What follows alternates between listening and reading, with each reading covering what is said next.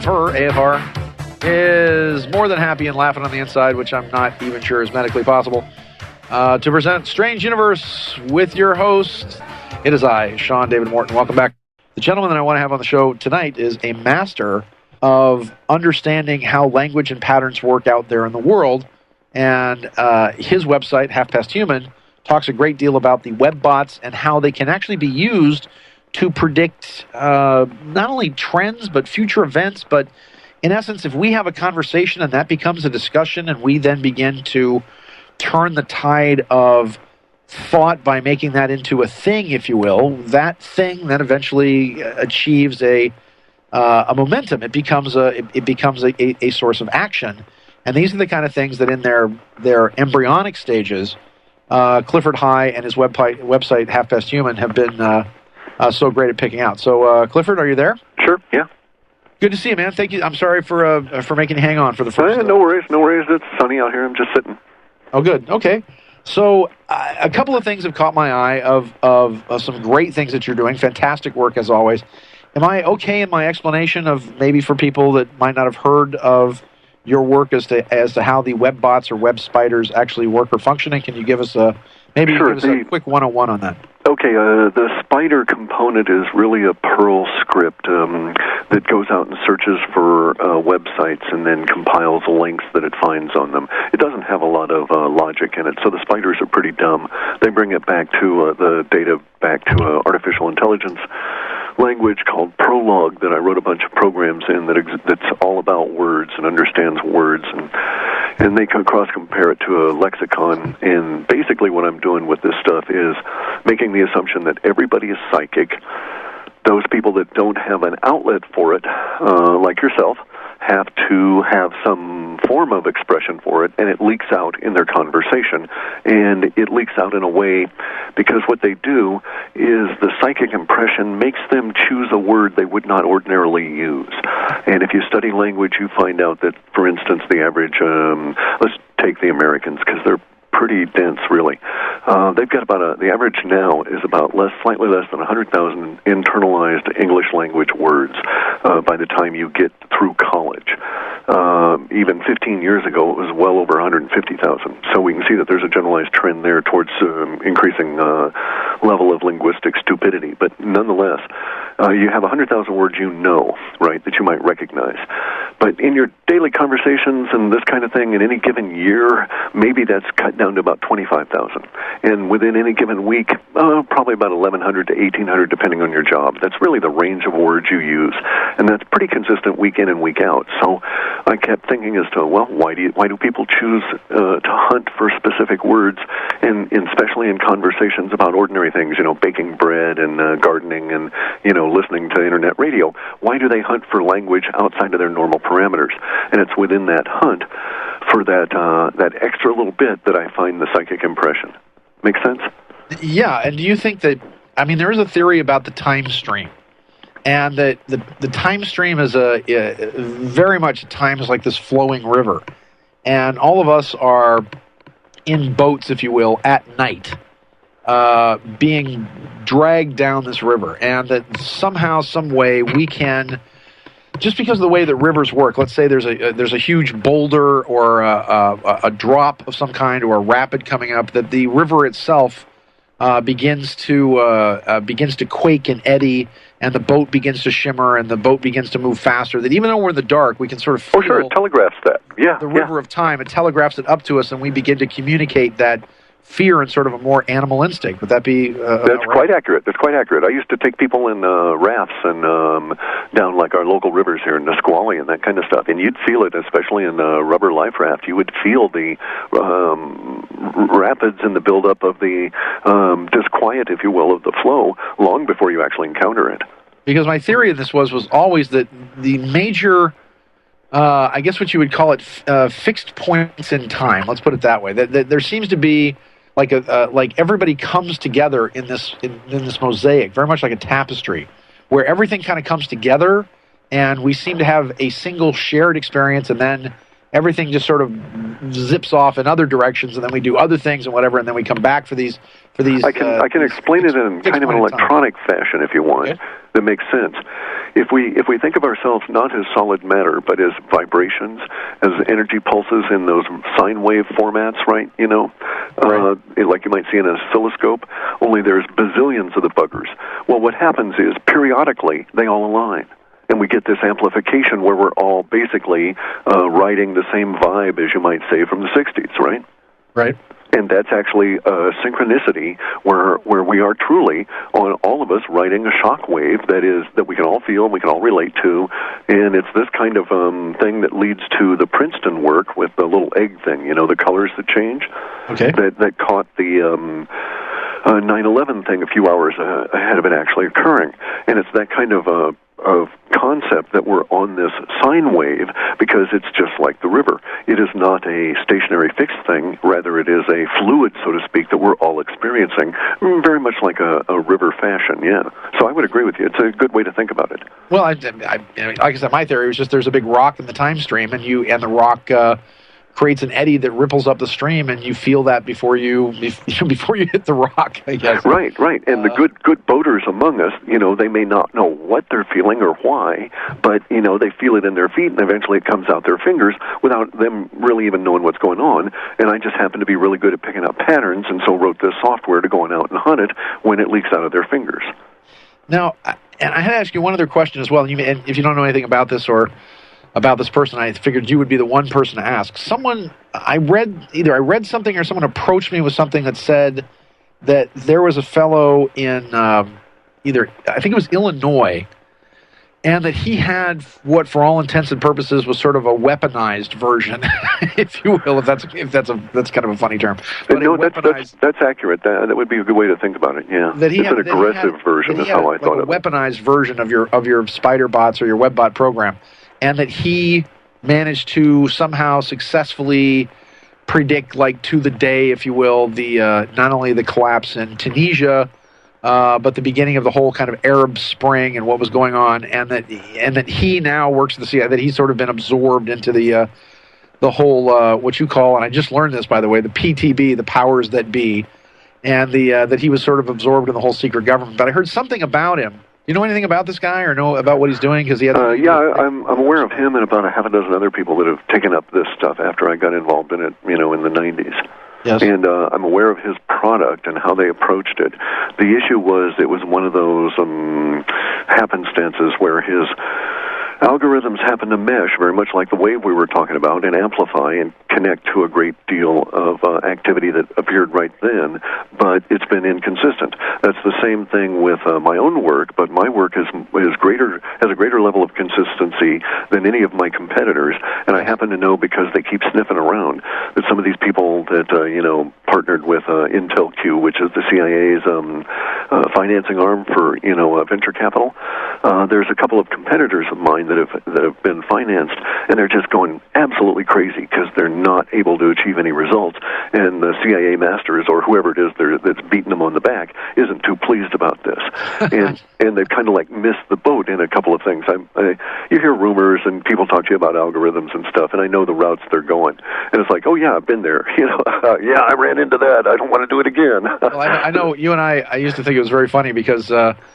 When you and I were way back in the day when Art Bell and Coast to Coast was going out to 26 million plus people, worldwide, back when it was successful before that other guy took over.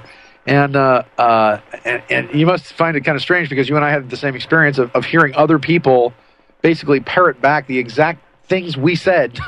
Yeah, exactly. Yeah. And it drove me crazy for a long while, and then I just gave it up. The exact words that we would say, you would hear somebody else saying somewhere else. Yeah. It still occurs, and like I say, it doesn't bother me anymore. Well, what's your okay? So we're going to go from the latest to we're going to go work backwards here a little bit.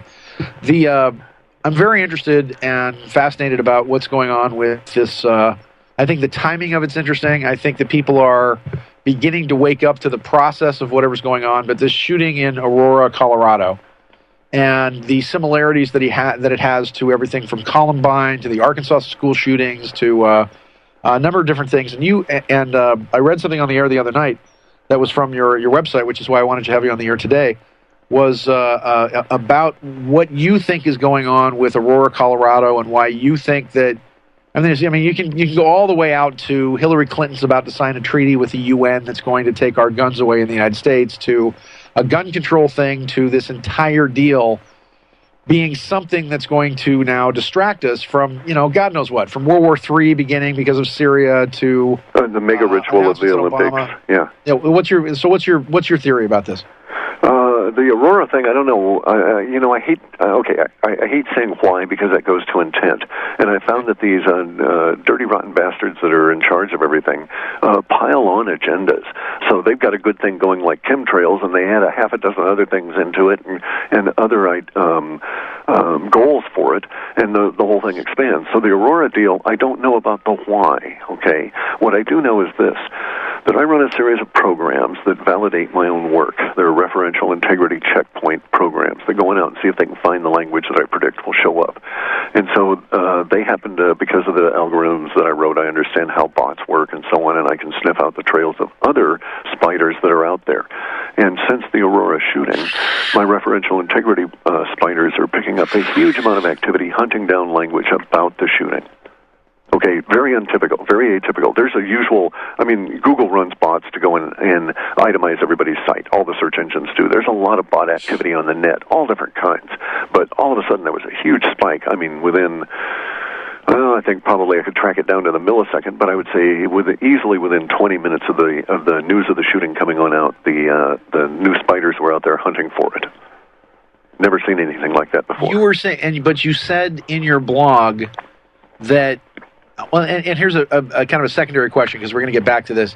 And I want to say thanks to Kevin Shaw for actually typing in this question, but with the increasing number of blogs, Twitter, and social media chatter, does it make it easier for you to maybe predict or take a look at future events, or does that make it more difficult with more static in the atmosphere? There's more static. We've run into the issue of a huge amount of noise to signal ratio, basically, and we're drowning in noise, and that's why I'm kind of shut down at the moment. And it has less to do with the Twitter, because we don't follow those kind of streams, because the kind of linguistics involved, the abbreviations, etc. While they're effective in communicating, they don't bring along the nuance that we live under. So I need the full words and people to actually think about what they're saying, so that we get that psychic impression.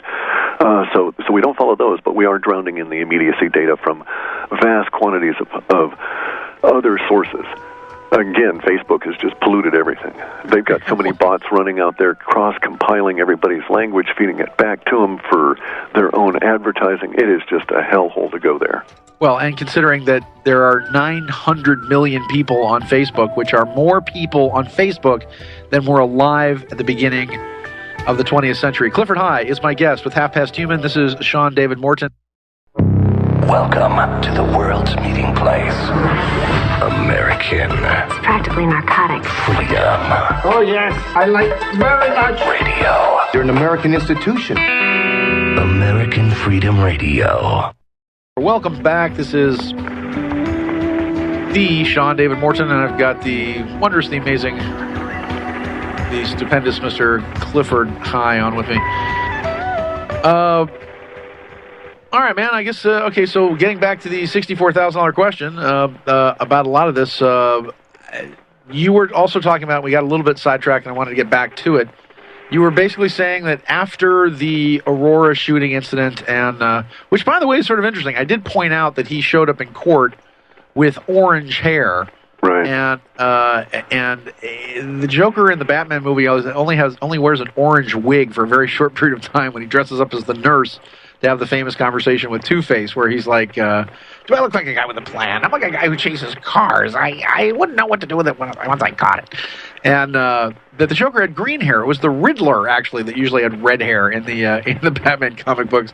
And I just thought, isn't that... So who is he? Is he the Joker? Is he the Riddler? Because he certainly does pose a riddle. Well, he's quite confused, too, so...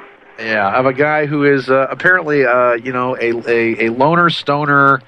Obviously, they're always hopped up on some sort of antidepressant, which is another thing that contributes to them snapping. Had something to do with neurological research into the brain, which once again points to a bunch of MK Ultra DARPA stuff. He's very well funded because he's got flak jackets. He's got 1,000 rounds of ammunition, and nobody stopped this guy.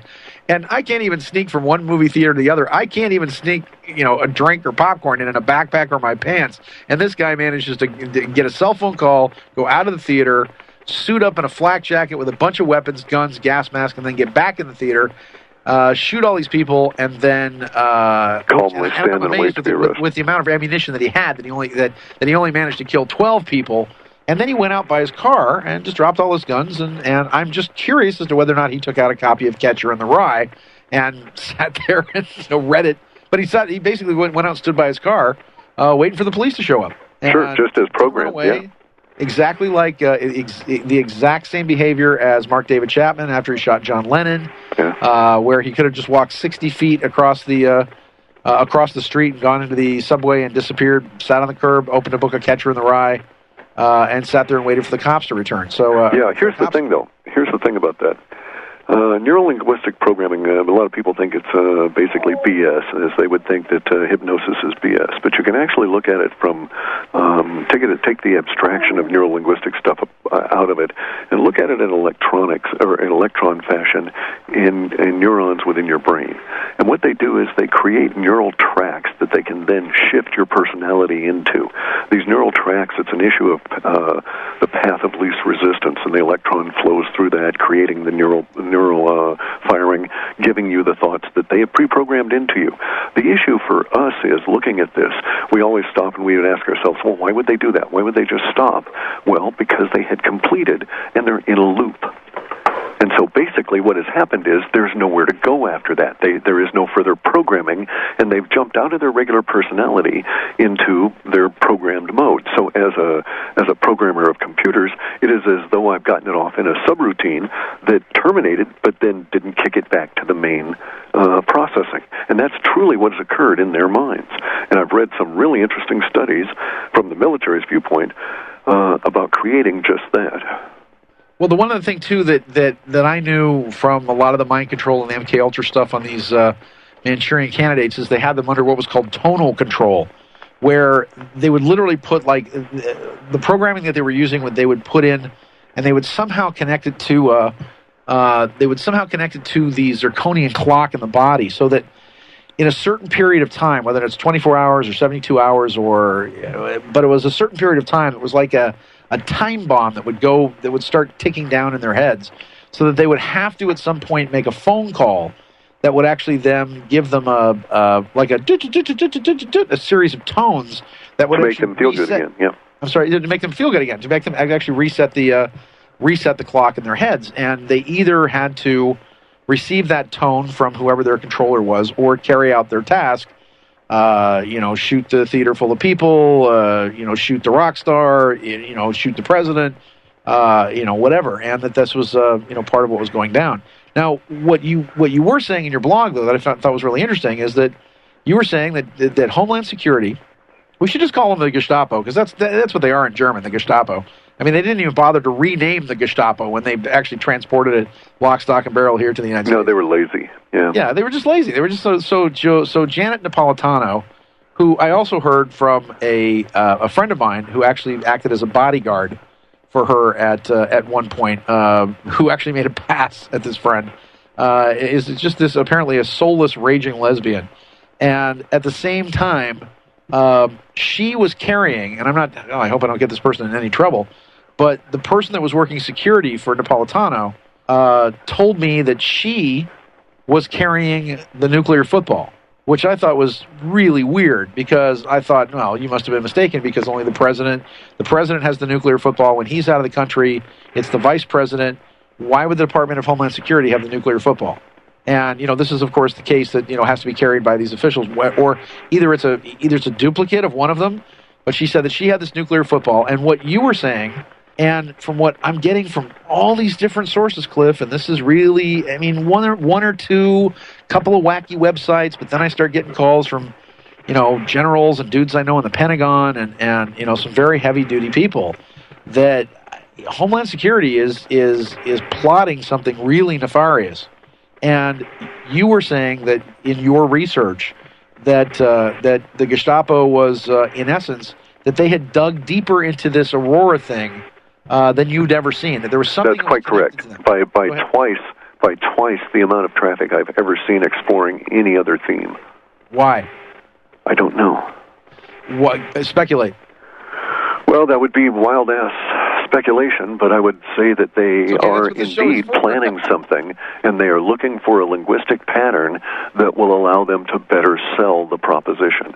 That appears to be what the approach. I'm making some huge assumptions here, okay? So you can't hold me to this, but the way in which their spiders are operating, the bots and what they're returning, it seems to suggest that what they're looking for is successful words. That is, people that are on their own defending the paradigm and opposing the conspiracy side without being paid or prompted. Make sense? Yeah. Is it the standard? You know, it's always the same pattern. Is it the standard Reichstag fire? Is it the standard, you pin it on your enemies, you do it, you then pin it on your enemies, and then you've got, all the standard brouhaha and claptrap about, and I don't know, about... Yeah, but look at this thing with the Reichstag fire, right, okay, and Hitler. And you start looking at the Enabling Act in 1933, and then you progress through his history, and you see that within a short period of time, he had to actually implement trials to try and keep the conspiracy nuts under control. And he actually had to have show trials and put people in jail to say, if you talk about this, this is what will happen to you. And I suspect that maybe something along those lines is pending from our dear fatherland, Homeland Security. Huh. Okay, because of the type of language that they're looking for suggests that what they want to do is to see what they can do to harmonize and support the paradigm defenders in doing their work for them.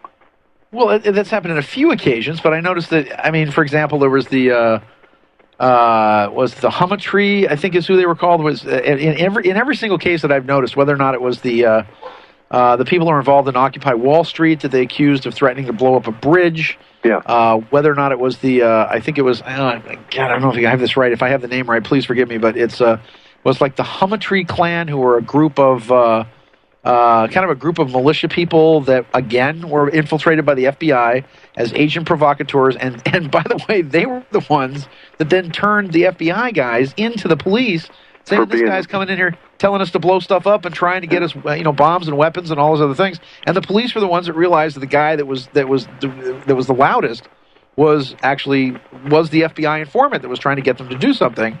And then they rounded them up, arrested them anyway.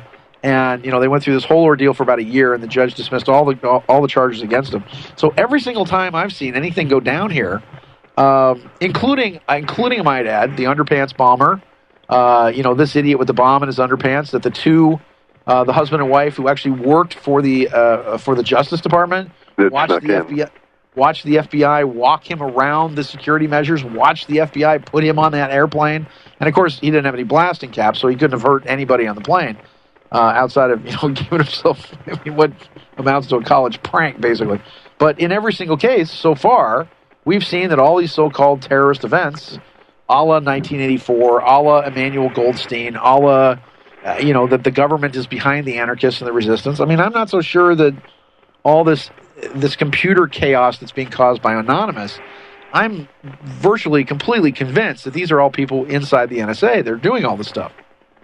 And there seems to be a lot of point to that. I would agree with you. I don't know why. I hate speculating on others' intent because I rarely even know my own. But it's sure they are putting a lot of energy towards this. They're trying to drive up emotions around all different kinds of language. And I would say that maybe they feel, it's speculation, but maybe they feel the current picking up and rapids ahead, and they try and want to get us to all go the same direction, that sort of thing. Well, while we have Clif with us, the one question I want to ask you, if you can you stay with us a little while longer? Sure, yeah. One question I want to ask is, Clifford has talked about the silence and the great silence that occurs next year, in the middle of the year, and we're going to talk about that. Why does the Earth go quiet? Strange Universe, and we'll be back in a few beats of your heart. Your frequency is ascending with American Freedom Radio. And Strange Universe, the most popular internet radio program in the galaxy.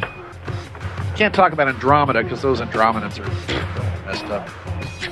They don't know good radio when they hear it. Good people.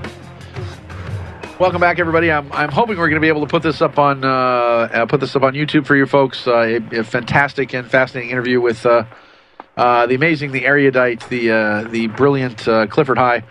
His website is, of course, halfpasthuman.com. He's got a very, very interesting blog there based on webbot predictions and all kinds of other things that Cliff does. Let me just put a brief plug in for just a second. You can answer this. You can answer this if you want or not. And I also want to say thank you again for being such a huge champion of my book, Sands of Time. Yeah, sure, no problem. Yeah. It really actually aids me because I don't have to answer a lot of context questions because if people read it. Well, that's good because it's. Do you think, just in your, hypothetically, theoretically, in your personal opinion, do you think Sands of Time is that book, because it has so much truth in it and is and really does rip off the veil of what's going on in the secret government? Do you think that our friends, the powers that be, actually view the book as a threat? I think they're very concerned about the information it carries. Correct. How they view I think the information threatens them, and they would maybe want to bury it or those kind of things. Correct. Okay. All right. Well, I'll look for that. The question I have been wanting to ask you since I've known you is, and I heard you say this many, many years ago, and I can't remember what it was. I remember standing in my kitchen, I think, listening to you on the radio when you were on that other show.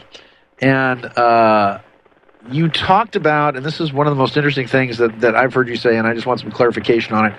Everything that I'm seeing from the Nostradamus Code manuscripts to the information that we're getting about not only the alignment of the Earth and the Sun with the galactic rift on December 21st, 22nd, and 23rd, but quite possibly the Earth then begins to align with a second star, a brown dwarf, or a dark star, if you will, that NASA seems to, and this is the big mystery, NASA, which stands for Never a Straight Answer, they seem to say it's there, and that there is that our sun has a dark twin about 500 astronomical units out on the other side of the somewhere out of the side of the Oort cloud.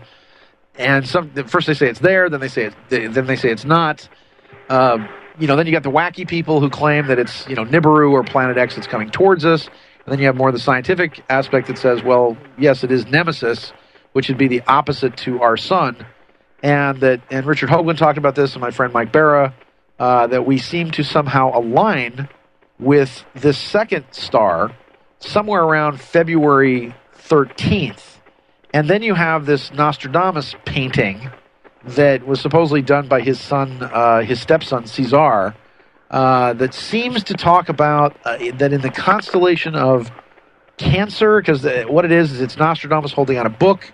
You see a wheel with 8 spokes with a circle of the sun in the center, and then 8 spokes forming the 8-pointed star, which we presume is what's going to happen it is what happens when the sun aligns on December 21st, and apparently aligns with this second sun somewhere around February 13th. Then having some, military guys pop off and say that, after that it's over. And Nostradamus talking about this 3-month period of time. Everything that and then some Bible code guys started popping off about this as well. That 2012, and I'm sure we're going to be universally mocked by the media, and this is exactly the plan to begin with, and is what's predicted in the Great Pyramid of Giza, I might add. The Great Pyramid of Giza points out to this pit that people could fall into. And right around 2004 to about 2006, there's a warning, and certain people can get around it. But just as you get around it, you get knocked into the pit by what the Great Pyramid refers to by this big trough. Inside the pit is the river of fire between 2012 and about 2016 or so. Now we've got solar flares and the solar maximum and cycle 24 going out of control. That's now on the front cover of National Geographic magazine. It's on ABC News. We've got this effect where the sun is now going quad polar, which means there's 2 sets of north-south poles on the face of the sun. But that's not any big deal. The Japanese made a big push about that, but in the year 2000 there were 16 south poles on the sun. Well, They all seem to have to be pointing towards us. So here's my question. My question becomes that you, in your research, and maybe I did not hear this right, maybe it had to do with quite some time, but you say there is the silence, that something happens, that everything that you know, that you research, simply goes dead for That's correct. about 6 months. You're correct about that. You heard it correctly. I didn't call it that. I called it a gap, but silence is probably better. Lay it on me, man. I mean, well, in 2003, when I was doing this work, you have to understand, okay, I started in 1994 with a good idea about language. Didn't really have any idea of what to do with it. By 1997, everybody was really whipped up about stock market and all of this, and so I started focusing in on the stock market. I fire off my first series of spiders, run them all back, and I get back all this information about sun. And it was about sun disease and so on. Well, I'd been out hunting for Stanford University Network, sun, the stock ticker, and I ended up getting all this information about sun, the big scary ball in the sky.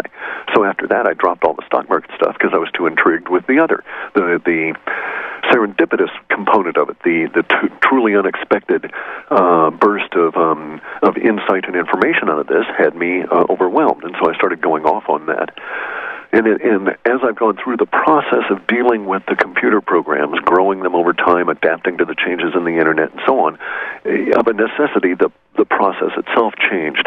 But I swear to you that there is a component within Universe that changed that process independent of things like the Internet altering and becoming more robust at a technical level. So this occurred at some, let's call it a psychic woo-woo level. Maybe it was that all our minds were maturing in all the contact with each other or something, and it sort of started changing the nature of language. As a result of that, around 2003, I started seeing what I called the data gap. The data gap appears as a histogram. I don't know if you're familiar with those, but a histogram is not a pie chart. It's these little dots that appear in a chart and move over time, and they may clump together and move apart and so on. But in our histogram, the little dots kept coming closer and closer together like a Bayer dither kind of a pattern until eventually everything went black. And I had calculated in 2003 that, oh, geez, damn, this is going to happen in 2012 or 13. And as we got closer to it, I realized that what occurred was that we started seeing it in 2011, and we actually did. It manifested in 2011 as a series of holes in the Internet as we went through the Arab Spring, and they kept trying to shut off the Internet here and there, and the Internet, because of the way it's engineered, responded, and people were able to get around it, right? And that was just what was forecast in our language, this upheaval, these holes appearing in the net, kind of like Swiss cheese fashion, and then they would be filled up, and then more holes and more holes and more filling and more holes, and then eventually nothing but just big hole, no more net. And our completion date was May of 2013. Now, I'd had May of 2013 pegged since about 2004. And probably that was when we first started discussing it, and it's probably about that time or thereafter that you heard it. Huh. But then we have nothing. I mean, our data sets are behaving as predicted. I had these issues, okay? That technically, the first time I did a run and reported stuff, I reported about the pending 9/11 attack on July 12th, I think it was, or June 12th of that 2001, a number of months before it occurred. As a result of that, so many people picked up the story that the next time I ran my bots, they ran into themselves, ran into my own stuff, and it got into the circuitous loop. So I had to engineer a way around it. And so I invented this thing I called MOM, a model of model space, in which I would shove all of my forecast language and use that as a filter to filter myself out of the stuff coming through. Make sense? Yeah. Okay, so my MOM it actually was a sub-model that modeled the model itself and made forecasts about how the model was going to react. It was a marvelous component to this whole project that I wish we could have explored had we started, 20 years earlier with a much more robust net, and we're not facing whatever it is going to hit us February, March, and April of next year. Because the model of model really indicated that time is not as we understand it, because it was actually being able to predict stuff about its own evolution, if you will. And I was just fascinated by that, but I never had a chance to go into it. But nonetheless, a side component of that was that it showed me that the data gap was eventually going to start coming back a number of years later, but the proportion is minuscule. So people in the past would say, oh, well, but it comes back in 2016 or so. And I say, yeah, but by 2017, we're running on the order of maybe 1,000th of 1% of the traffic we've got now. Wow. But this actually, oddly enough, this does relate to a... there's a Nostradamus prediction about it. There were predictions that I was making back in '94 about going forward in the future. Nostradamus describes it as a great and tragic loss of the world's knowledge and wisdom. That the intimation was that somehow we put everything in the cloud, if you will. Right. We put everything in digital data. We put everything in digital form. Optical disc that can't be read without lasers, right? Yeah, photographs, pictures, memory, the whole thing, and then something blanks it all. Yep. Okay, theories. Hypothecation and speculation. I suspect that there's a... okay, in my data, we had this really good data set, and what I liked about the way the data lined up was that I would get a really juicy set that yielded manifestations, and I could say, oh, yes, our predictions came out. So I had a data set that forecast the Scott Peterson trial being emptied by an earthquake, as well as the Sumatran tsunami, and we forecast that stuff 9 months ahead of Sumatran tsunami. I had the 300,000 people killed, nation driven back to a previous age, all of that stuff. It was just a beautiful set. That was part of a larger set called the Global Coastal Event. The Global Coastal Event has within it a descriptor set, a context, that seems to describe the Pacific plate cracking. So from my viewpoint, within my data, independent of anything else, I'd always settled on the idea that whatever was going to happen would result in the Pacific plate cracking, whether it was the expansion of the planet as a natural process, which it is true, planets expand, they grow, or whether it was some kind of an impact. I couldn't tell from my data, but it kind of didn't matter to me, right? Right, and? Because basically what's going to happen is that if the Pacific plate cracks as our data suggested, it was going to create a global coastal event. The global coastal event, since most of humanity lives around the coast and most of our infrastructure is around the coast, and all of our trade is dependent upon the water, was going to basically knock the whole humanity back to a previous age. I did not realize the full extent of what might be possible in terms of how far back we might be knocked until I had gotten out of my data set examination and actually encountered certain things in the real world. Like, just because I opened up my big mouth repeatedly and talked to nice guys like Art and so on, I ended up getting famous, and people would call me and tell me things. And I didn't ask them to, and a lot of it was BS, but some of it was good stuff. And some of the people that have called and told me things, it tends to support the viewpoint that there's going to be some kind of an impact from space, whether it's ejecta from the sun, whether it's meteors. It doesn't really seem to matter. The net result is going to be a great big whoomp. Nature's going to open up a can of whoomp ass, and we're the goal of it all. We're the target. It's going to do this over a course of 3 waves, according to the common consensus view within the .mil world, and that the first of these waves will hit us after December, and everybody's really spookily worried as to, or curious as to how the Mayans might have known. There's a lot of discussion about that. But, and it's going to be very, very nasty, and it is, in essence, what has driven them to take the mythical monies that Nassara and Drake and all these people think is out there, and convert that mythical wealth into those deep underground bunkers. Everybody thinks there's $35 trillion stashed around the planet, that kind of thing. No, I'm sorry, it's been converted to actual wealth in terms of solid material, and it's been shoved underground to support these people for their next couple of generations. You were talking earlier about the circadian rhythms, the clocks in the body, this kind of thing, and how they do it with neurolinguistic programming and the tones and the mind control. I've read hundreds of studies. I invented the software that allowed me to read very fast from computers, up to 2,000 words a minute. So I would find anything and everything I could read and just read it. And so I read for years while I was working on the other projects. In any event, I read a lot of these studies about how the military was shoving people down into the ground.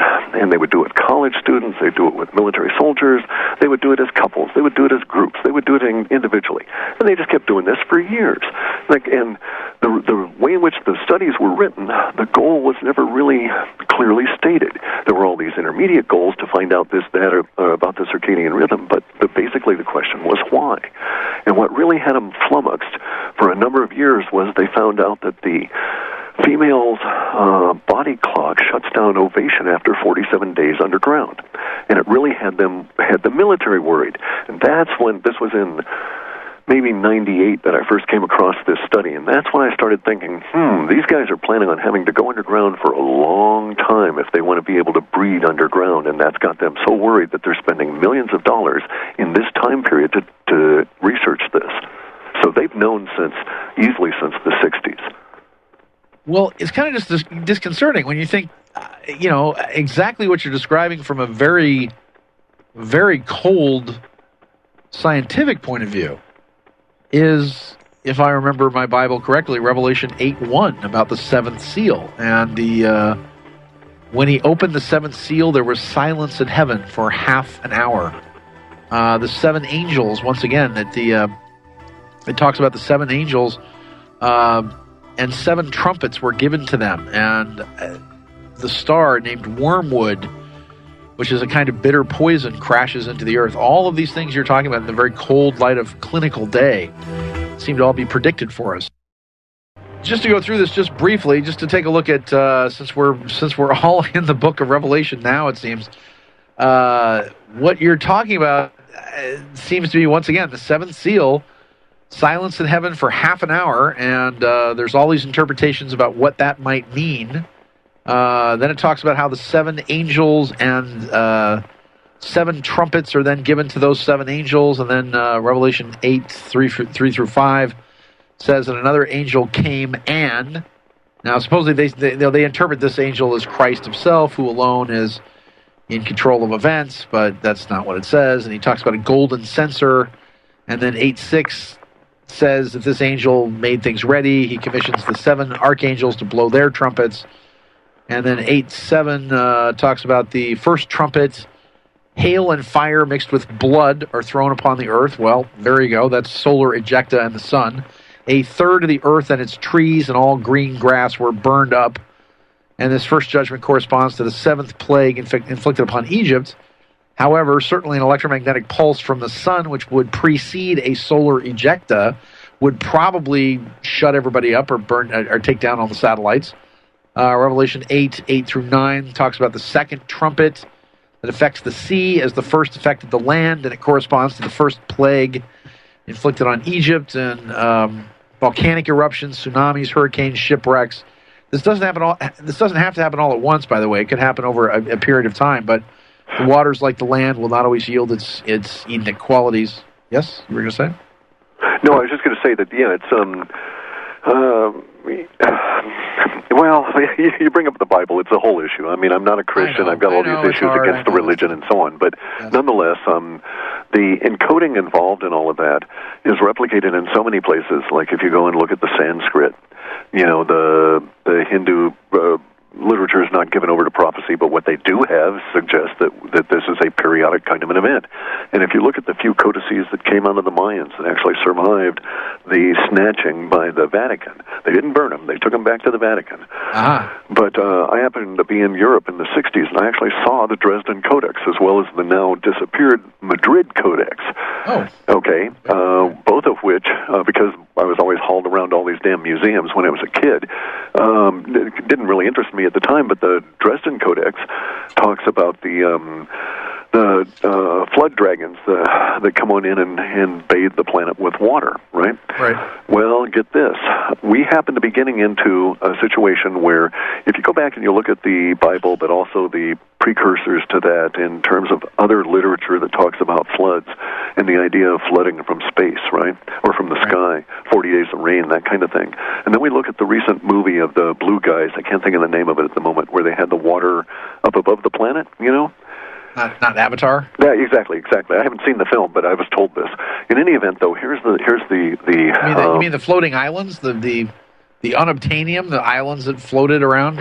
No, I have not seen the film. I was told that there was also a floating water, so floating sea.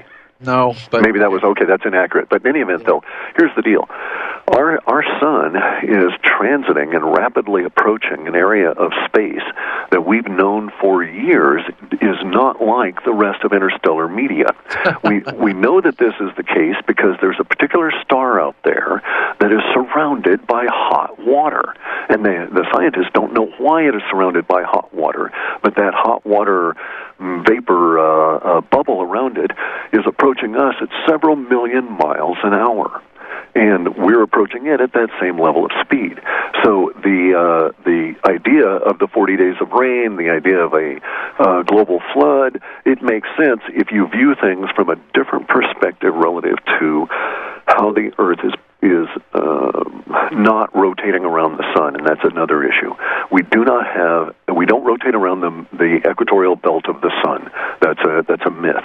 All of our astrology is based on that, but if you actually examine the math involved and the light involved, we could never ever see a retrograde planet. We could never see most of the outer planets ever, except for a brief period of time. We would only have a 33-degree view of any outer planet, yet we can see them constantly. And so the only model that makes sense is the Dr. Bott model, from which I think Nassim Haramein has adapted some of his thinking. But this is that we're helical. Okay, we don't rotate around the middle of the sun. We follow the sun and rotate around inside its cometary mass, if you will. Huh. Okay, and so here's our problem. When NASA goes and they shoot off something to sample space, they're sampling space around Earth that is in the vacuum behind a sun, shoving itself through this interstellar medium at a vast, huge rate of speed, so fast that it creates all this friction, causing all the heat from the sun. So, we need not postulate a second star that they can't find. We need not postulate Nibiru or Planet X or any of that. There are plenty of media within the actual physics we're encountering to explain all the effects that are occurring right now. In fact, you can imagine it this way. If we're all debris following behind the sun and it's like a comet and it's dragging us in its coma, in its tail, then a lot of stuff makes sense. In other words, if the sun were getting into a denser media of space, that coma behind it might shrink and collapse in on itself a little tiny bit, and thus alter the relationship among all of the planets relative to the sun, thus giving us more indifferent sun patterns and different heat patterns without altering our apparent relationship to the fixed stars, because it's not going to change our angle of tilt. Make any sense at all? Yeah. Okay, because of that, here's a few things that naturally follow from this line of thinking. If we're being drugged behind the sun like it's a comet, then we're in essence a little tiny comet behind another bigger comet within this vacuum. But it doesn't mean that the vacuum exists on the other side of the sun. In fact, quite opposite. The interstellar media is probably quite thick relative to this kind of thing, and we cannot ever shove anything out into it because we don't have enough energy. And thus we find that the Voyager spacecraft are not leaving our solar system because they're running into stuff that we are not prepared for, which is a kind of solid matter, because we thought that all of space was a vacuum. It is not. Some other things naturally follow as well. And that is that if we're a comet following behind another comet, then any debris that wants to hit us has to catch up with us. It also follows that our moon does not actually rotate around the middle of our planet, which is true. It rotates around in this weird spiral pattern that appears to mimic as though it goes around our equator. And this accounts for the fact that almost all the meteor strikes on our Earth are from the equatorial bulge, the northernmost area of the equatorial bulge, southward, okay, because basically the South Pole is the part of us that is further away from the sun. And so anything that's going to come and try and chase us and catch us is going to, more likely than not, impact us on the southern hemisphere than the northern hemisphere. It also means that certain gravitational influences are going to be predominant, and thus force things like most of the mass of the planet, absent the water, should be in the northern hemisphere, according to this model, simply because of the way that gravity is going to affect and try and pull the matter through space. And we find that indeed all of these things are true. Thus, when I became exposed to the farsight.org and Courtney Brown's remote viewing showing this particular devastating result totally unexpected from an experiment that was just so elegantly designed that I stood up and paid attention when I heard the details of it. It was just a beautiful piece of thinking. I mean, pristine, clear, elegant, as I say, just elegant. You know, to hell with the results. The experiment was just glorious just to envision. But then the results come back as this huge, devastating, unexpected disaster. And because of the way that they had done their experiment, they have actually sort of validated that whatever is going to come in and probably hit us on the southern hemisphere.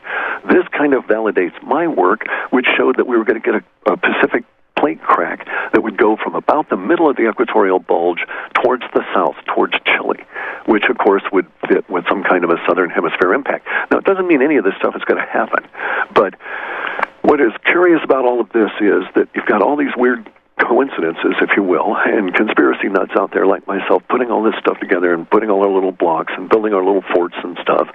And, the powers that be are reacting and doing things exactly as though they would if they also thought this. Huh. Okay. Wow. And they're obviously not telling us about it. I mean, again, the very disturbing things that I'm getting here are everything from Obama's not leaving, and it doesn't matter what the election is, he'll find a way to kind of. Yeah, but they've been saying that crud forever. And what's the difference between Obama and Willard? Yeah, exactly. That's what I try to point out to people. I said, don't you get it? The election itself is the conspiracy. Don't you understand? Correct. Yeah, you know, that's the game. All this trouble to put the two sock puppets in place so that they own both the horses. But let's hear from another point of view here. Let's talk to the guy with the best name ever. Let's talk to Sean in Pennsylvania. What's up, Sean? What's on your mind? Hey, Sean. Hey, Cliff. Hey, great show tonight. Thank you. Cliff's great. Thank you. Thank Cliff, actually. Have you heard of spaceweather.com? Sure.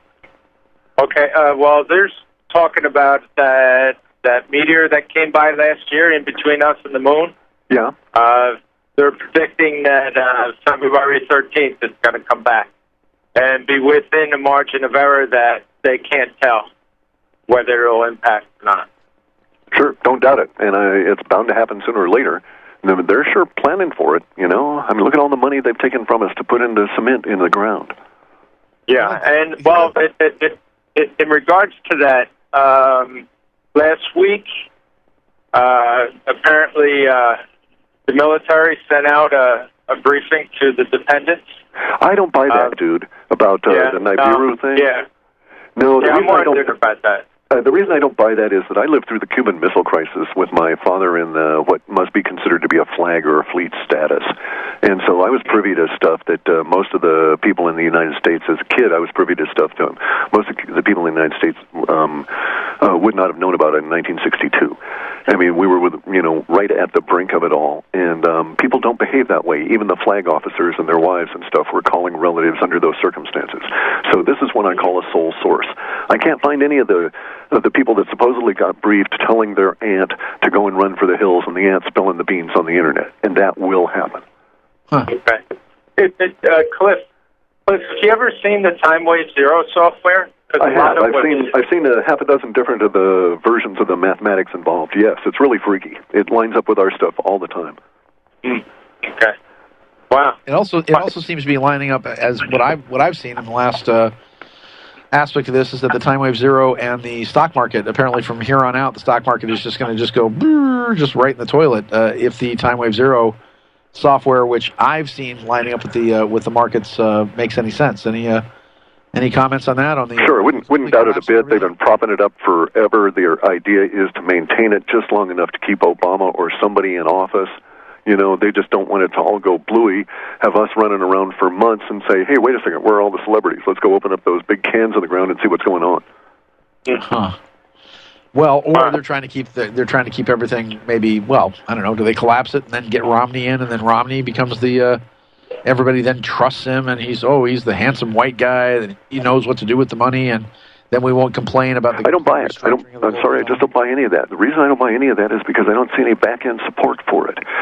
You don't have. This is the curious part of this. There's this outfit out there called the Council on Foreign Relations.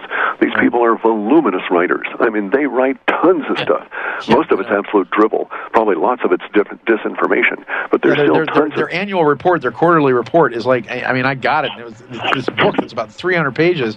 Of all these guys who just blah, blah, blah, blah, blah about how they're going to take over the world every quarter. Yeah, and if you look, though, there has been a change in the tone, in the linguistics of that they're writing for like the last 6 years. And there is now no longer the back-end support in which they were talking about the 5-year plan and the 10-year plan out. It all dribbles out. They're planning for something, and we're there now. Well... maybe you can give me one other. And Sean, did you have any other questions before I launch up with this? No, thank you very much. All right, thank you, man. Thanks for calling in, and we'll get to Carl in just a second. When I knew Terrence McKenna really well, and he lived in Half Moon Bay, which is right over the hill from where I grew up in Atherton, which is just over the hill. And it's like Mom used to say, "Don't you dare eat the desserts at Terrence's house." Damn, I would have loved him in that place, but yeah. I know. It was like, man, there was not a time I ever saw him where his hair was on fire and lightning was shooting out of his eyes. But his whole thing about setting up the Time Wave Zero with the I Ching and with the Emperor Wind waves and all of this was that everything seemed to culminate. And this is back in '91 when we had Sightings actually interview him way back then. And at that point, he says that everything comes to this 0 point anomaly, this black hole, this 0 the eschaton. I'm sorry? The eschaton, yes. Yeah, the eschaton, on December 21st of 2012. And he was explaining about how whatever occurs at that point is greater than all of these time waves, the rise and fall of the Roman Empire, the First and Second World Wars, the French Revolution, the American Revolution, that whatever happens on December 21st of 2012 was greater than all of those things combined. And I asked him what that was, and we'll answer that question after this. This is Sean David Morton. My wonderful guest tonight is Clifford High. It's a strange universe, and we just work here, and we'll be back in a few beats of your heart. And this is the Sean. Welcome back with my guest, Clifford High. So what Terrence McKenna said during that interview back in 1991, a couple of interesting things. He first talked about how December 3rd of 2011 was going to be particularly unique in the Time Wave Zero software, and he said that was because December 3rd of 2011 was the very last Fibonacci wave code unraveling, if you will, of 385 days. That was basically the last lunar moon, the last lunar year that was then building up to the December 21st wave, that everything was going to be set in motion from December 3rd up to December 21st of 2012. And of course, the big question was him talking about all these novelty waves and spikes and curves and this Sturm und Drang and warp and weave of history and time, saying coming to this 0 point eclipse. And I said, so what happens? And he says, the only thing that I can think is that mankind learns how to travel through time. Question: do we learn how to travel through time? Do we now know how to travel through time? Or does the concept of time travel inundate us from a point of view where we now begin to access certain parts of the brain we don't access before? Or what do you think it is? I don't know about that part of it. I think he's correct. It would certainly fulfill the criteria for ever increasing novelty. I look at things slightly different than his viewpoint of novelty and absorption. And I had building and release language, but we got to the point where we were going to hit release language. But in March, according to our predictions, worked out fine. But Terrence was not wrong. December 3rd was when Venus did its little dance for us with that huge flare. You don't get much more novel than that. Yeah, sorry, I gotta call shenanigans on that one because it was actually Christmas. It was December 25. Okay, well, he was a few days off. But yeah. But then there was also the issue of, especially with McKenna and the math, as to which were you actually aligning it with the 1945's explosions, et cetera, et cetera. I agree about the time travel thing. And look at your own book here, The Sands of Time, right? What happens the instant that we have to deal with time coming unraveled, so to speak? Well, if you go and look at Veterans Today magazine online and you hunt down Gordon Duff's articles and look at the one that he wrote about